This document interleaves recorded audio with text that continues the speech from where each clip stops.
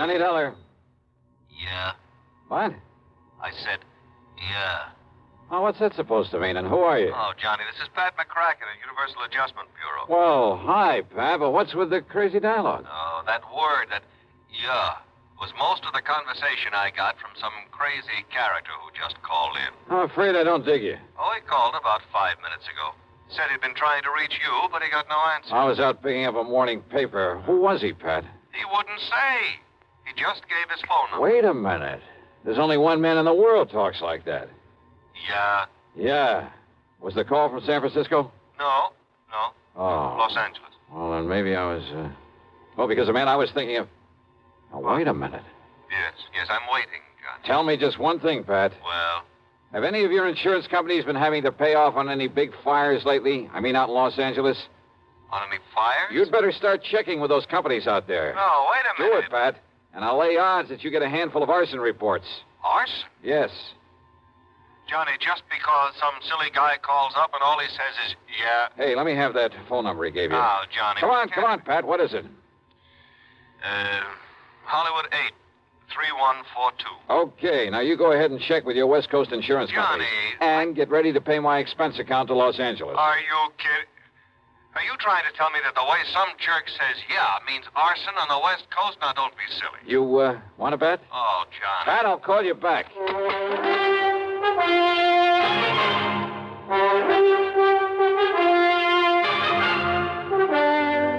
CBS Radio brings you Bob Bailey in the exciting adventures of the man with the action-packed expense account, America's fabulous freelance insurance investigator. Yours truly, Johnny Dollar.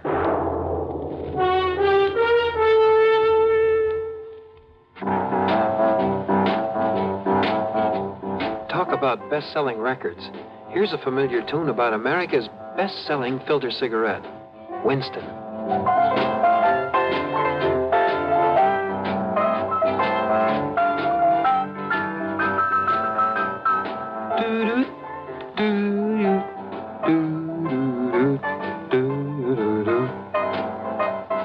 Winston gives you real flavor, full, rich tobacco flavor. And you know, that's because only Winston has filter blend up front. Choice, flavorful tobaccos, specially selected and specially processed for filter smoking.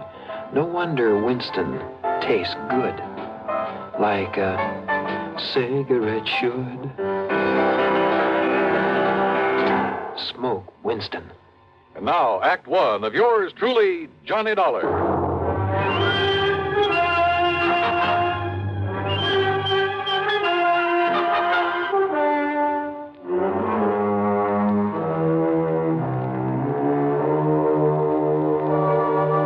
Expense account submitted by Special Investigator Johnny Dollar to the Universal Adjustment Bureau, Home Office, Hartford, Connecticut.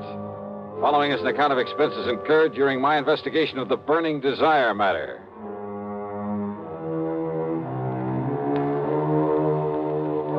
Yeah, as I told Pat McCracken, there was only one person I knew whose conversation might consist mostly of that one word. So, expense account item 1, $250 for a phone call to Hollywood 8, 3142.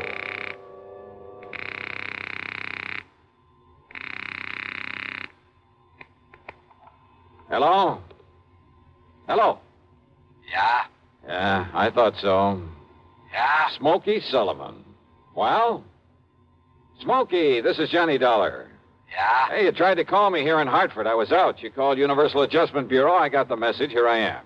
Yeah, Johnny. Only what are you doing in L.A.? Last time I saw you was in San Francisco. Got a job here, Johnny. Legit. Hey, that's the stuff. Pays off, too, doesn't it? Yeah. You're my friend, Johnny. You've done a lot for me. So, when I get a chance to help you... Well, is something doing out there, Smokey, that I ought to know about? A bunch of fires, Johnny. Arson, huh? Yeah. Is there insurance involved? Why else anybody use a torch? Yeah, you got a point there. But do you have any lead on whoever is behind the fires? Yeah. So you better come out here, Johnny. Okay. The first plane I can get. Where'll I find you? 322 South Equity Avenue. South Equity. Okay, Smokey, I'll be there. Yeah. Uh-huh. Now I'll call to Pat McCracken, pack my bag, and... Johnny Dollar. Oh, Johnny, thank goodness. Pat? Yes. I was just about to pack up and No, call don't you ever get off that phone of yours? I was talking to the guy who Listen to me. Johnny, you were right. Only reason that nobody smelled a rat is because a different insurance company was stuck with each of those fires out there. So until I called them to give me a report. Oh, and listen. I'm listening, Pat. According to the L.A. police, every one of them could have been arson. Okay, I'll grab the first 7 one. of them in a row, Johnny, that we know about so far. I mean, I haven't got the reports in yet from all the companies, and I'm also waiting for another report from the police. Now, Johnny, your best contact out there. That I've already got. What? Yeah. Oh, you mean that character who called us up? Yeah. Look, will you please tell me, who is he? What does he know about this? Universal Adjustment putting the old expense account on this? Yes, of course. Then I'll give it all to you in the usual report. See ya. Oh, now, Johnny, listen. Sorry, Pat, I gotta catch a plane. Expense account item 2, $162.85 plane ticket from Hartford to Los Angeles. Thanks to the time differential, it was only shortly after dark when the big mainliner set down at the L.A. International Airport. Item 3, $7.50 for a cab to Smokey's address. It was hardly Beverly Hills or Bel Air, believe me. 322 South Equity was in a beat-up part of a downtown industrial section. A weather-beaten 3-story house with a sign out front that said Boarders by the week a month.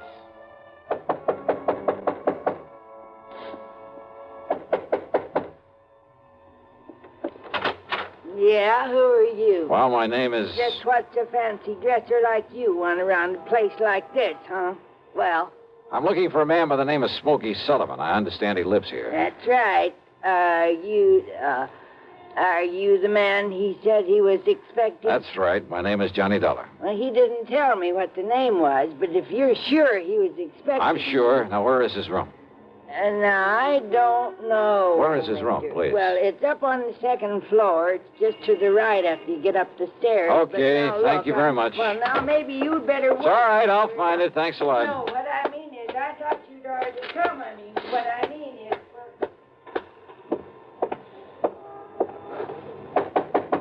Smokey? Hey, Smokey, it's Johnny Dollar. Ah, what was that? Smokey! Now, what's all the... Oh, no. Hey, Smokey, can you hear me? Who did this? Are you... Good Lord.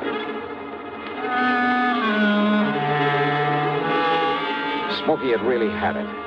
Whoever'd beaten him up probably would have killed him if I hadn't come along and scared him away. I looked out of the broken window, but of course it was too late to see who'd done this. Meantime, the landlady appeared, and I had to get me some towels and a basin of cold water. Here you are, Mr. Oh, good. Thanks a lot. Somebody sure laid into him, I'll say that. You ask me, it's a wonder if he stays alive. He'll be all right. He'd better be. You're lucky you come along to see him, is all I got to say. Yeah, you better get me a couple more towels and maybe another basin of water. No, wait. What? You won't need him, mister. I got a much better idea. If I can find it. Hey, Smokey. Give me a minute to find that bottle. Well, here it is. Yes, sir. This here'll fix him up. Smokey, can you hear me? Fix him up quicker than a wink. It's Johnny Dollar. Here now, mister. You just pour a slug of this down his gullet and see if it don't bring him to. Huh?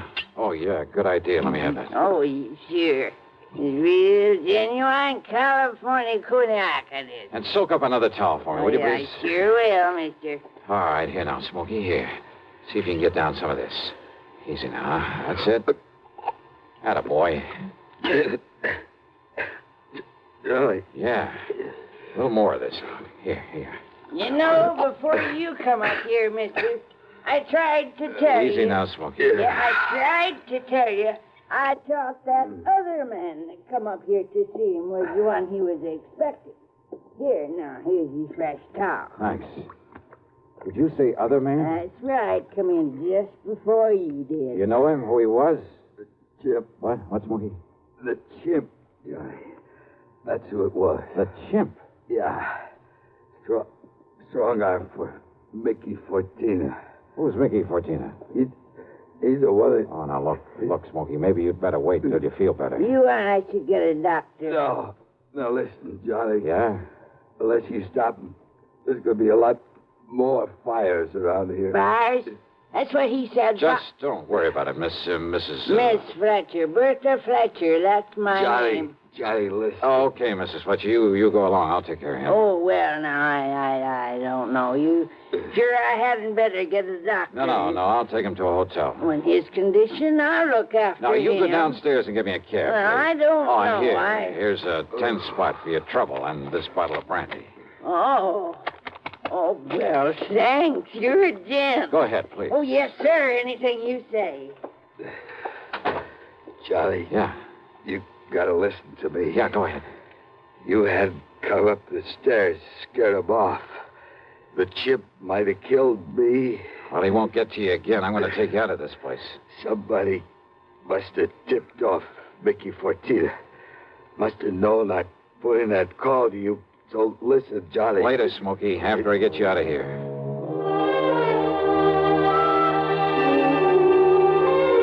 Item 4, the $10 to Miss Fletcher. Item 5, $1.50 for a cab to the Statler Hotel, where I had to show my credentials to the room clerk to get a bed for the somewhat mangled Smokey Sullivan. Item 6, $15 to the doctor who came up to the room, and I must admit got him back into pretty good shape. Then, when the doctor had left us... Yeah, Johnny, all those fires, big insurance, all of them set. 7 of them in a row.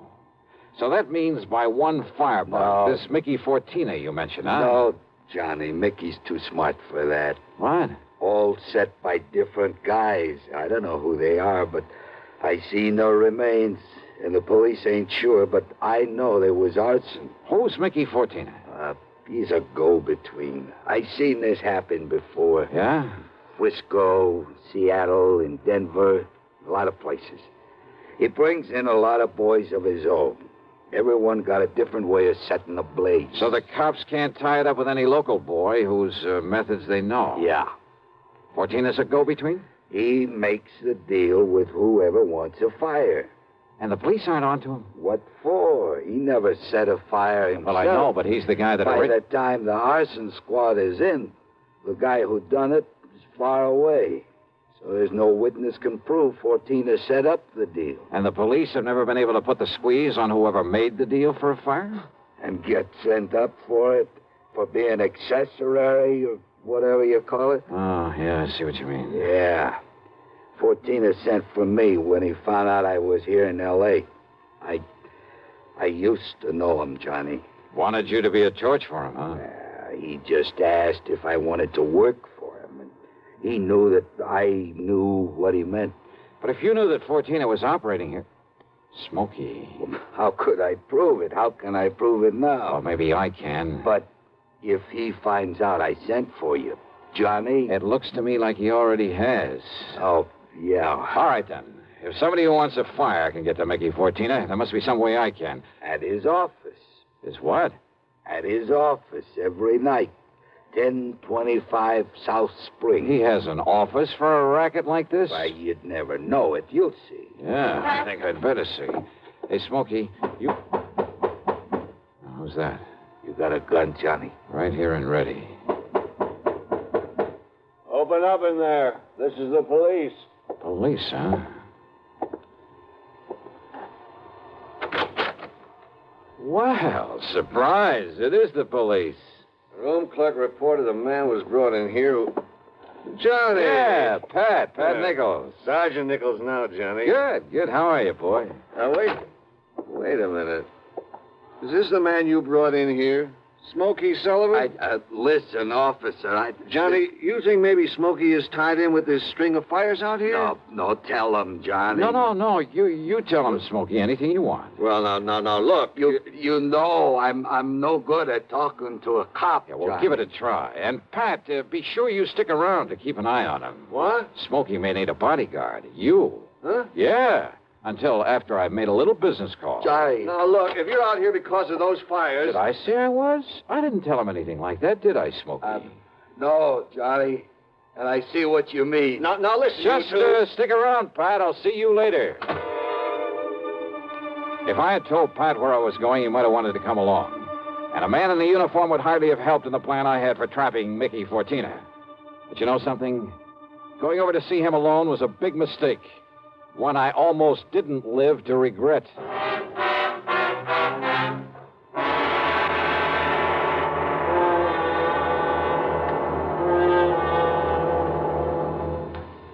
We'll bring you Act Two of yours truly, Johnny Dollar, in exactly 1 minute.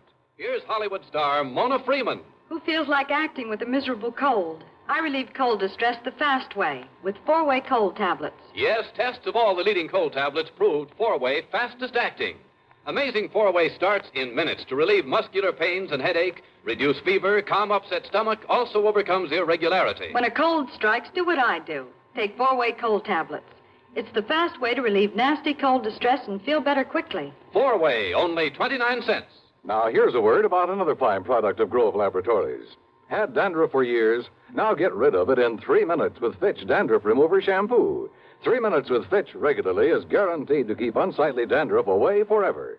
Apply Fitch before wetting hair, rub in 1 minute. Add water, lather 1 minute, then rinse 1 minute. Every trace of dandruff goes down the drain. 3 minutes with Fitch, embarrassing dandruff's gone. Fitch can also leave hair up to 35% brighter. Get Fitch Dandruff Remover Shampoo today. And now, Act Two of yours truly, Johnny Dollar and the Burning Desire Matter.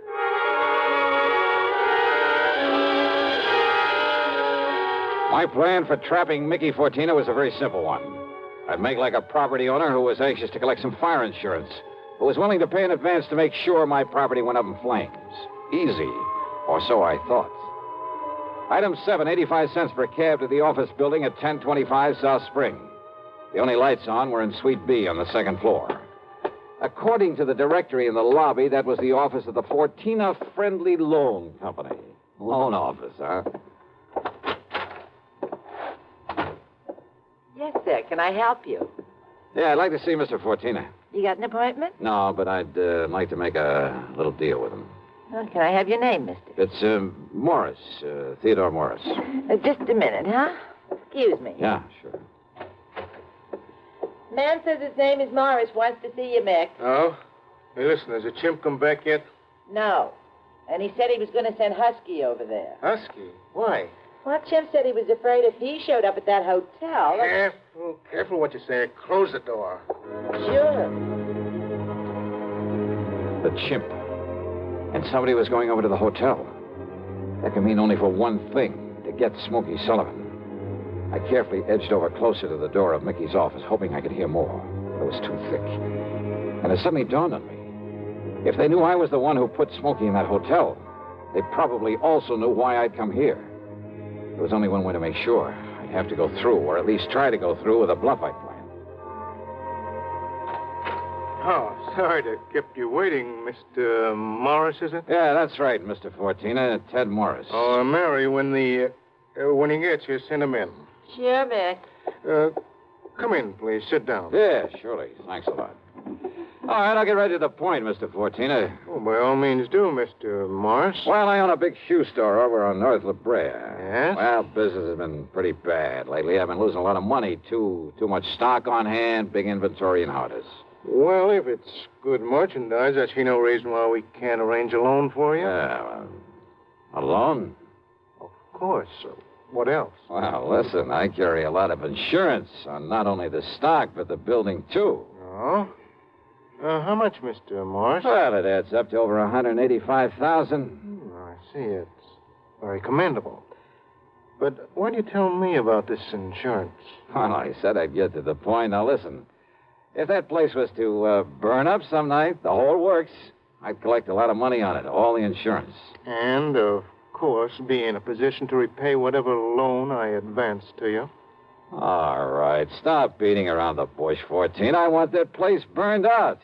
Can you fix it? Mr. Morris, if you want a loan, possibly even a sizable... Well, you know what I want. Come on, how about it? As I said, possibly we can advance it to you. Now, look, I didn't come up here to... However, as evidence of your good faith, your, shall we say, good intentions, are you prepared to make a down payment on such a loan, say, $10,000 cash in advance? What are you talking about? Set the fire, burn the place up so I can collect the insurance, and I'll give you $15,000. Now, just a minute. Who said anything about setting a fire? I did. Well? Who sent you here? If you said it was a former client, I won't believe Oh, it. look, does it make any difference? Do you by any chance know a man by the name of Smokey Sullivan? Sullivan? He knows him all right, Mick. Well, the chimp? Shut up. Sure, Mick, this is the guy I told you about. I come to see Smokey at his rooming house. What I left of him. Very interesting. After I ducked out, I hung around there. I seen him take Smokey in a cab. I followed him to that hotel. Did you send Husky over to take care of him? Sure. And listen. Yeah? I don't know what name this guy gives you, but when he knocks on Smokey's door, he says it's Johnny Dollar. Dollar? Insurance ticket? Yeah, that's right, Mickey. All right. So maybe I do arrange another fire with you in it, Dollar. Mickey! There's a police car just pulled up in front! Go ahead, Chip. Yeah, I'll kill this dirty... All right, now, Fortina, your turn. Don't move, Dollar. Reach for a gun and I pull this trigger. I see. Yeah. How are your eyes, Mickey? Can you see in the dark? What? Without this lamp in here? All right, you...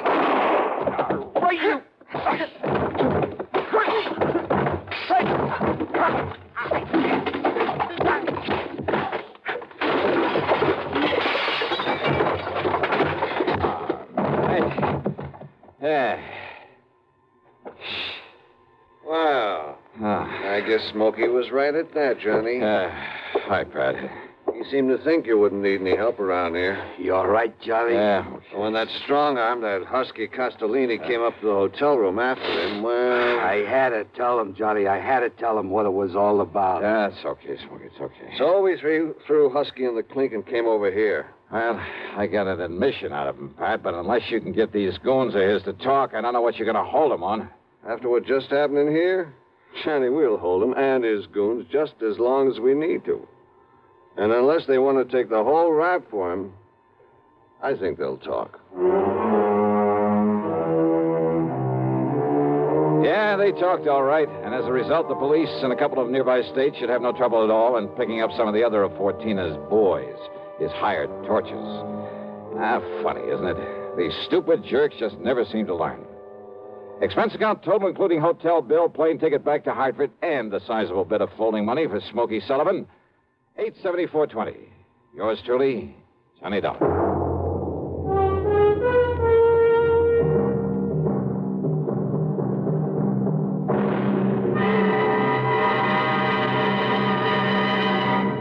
Now, here's a word from our star about the case he handles on next week's program. Thank you, Daniel. It's called the hapless ham matter. And yeah, you guessed it, the ham turns out to be an actor. A really bad one with one of the cleverest methods of committing murder I've ever known. There's a lot of action, suspense in the story, and I think you'll like it. Who knows? Maybe if you listen closely, you'll be able to figure out his method even before I do. So join us, won't you? Yours truly, Johnny Dollar.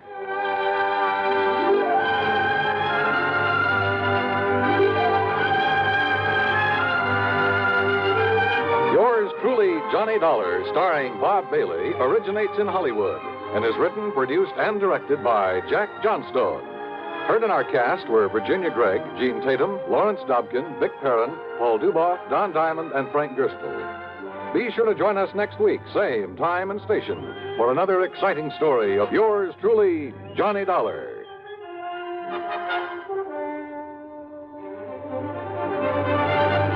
This is Dan Cubberly speaking. Intrigue breeds terror as suspense brings a shady moonlight sail next on the CBS Radio Network. If I should ever become totally disabled, it would be a mighty comfortable feeling to have a check coming in every month regularly. Yes, it's a good feeling to know you have a financial cushion against trouble like that.